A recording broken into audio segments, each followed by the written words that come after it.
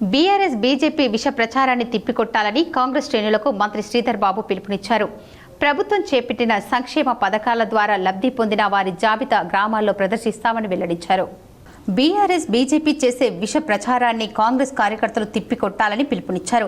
రాష్ట్ర ఐటీ పరిశ్రమల శాఖ మంత్రి శ్రీధర్ బాబు ప్రభుత్వం చేసే అభివృద్ధి సంక్షేమ కార్యక్రమాలను ప్రతి గడప గడపకు తీసుకెళ్లాలని సూచించారు. ప్రభుత్వం ద్వారా లబ్ధి పొందిన ప్రతి ఒక్కరు పేరు గ్రామాల్లో ప్రదర్శించడం జరుగుతుందని, అందుకు సంబంధించిన ఆదేశాలు అధికారులకు ఇచ్చామని తెలిపారు. పెద్దపల్లి జిల్లా బంతినిలో జరిగిన కాంగ్రెస్ కార్యకర్తల సమావేశంలో మంత్రి శ్రీధర్ బాబు పాల్గొని పార్టీ శ్రేణులకు దిశానిర్దేశం చేశారు.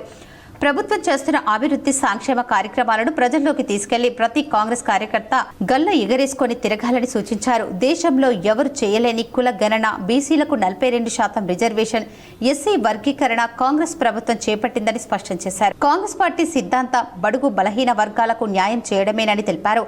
కాంగ్రెస్ పార్టీ ప్రవేశపెట్టిన పథకాల ద్వారా లబ్ధి పొందుతూ కాంగ్రెస్ ప్రభుత్వంపై ఆరోపణలు చేస్తున్నారని, పథకాల ద్వారా లబ్ధి పొందుతూ కాంగ్రెస్ పార్టీపై ఆరోపణలు చేసేవారి పేర్లను బయటపెడతామని ప్రకటించారు.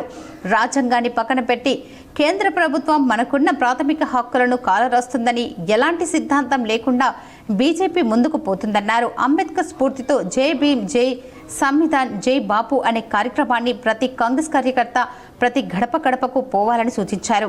కాంగ్రెస్ పార్టీని మరింత పటిష్టం చేసే బాధ్యత కార్యకర్తలు, నాయకులపై ఉందని, ఈ విధంగా ముందుకు వెళ్లాలని ఆదేశించారు.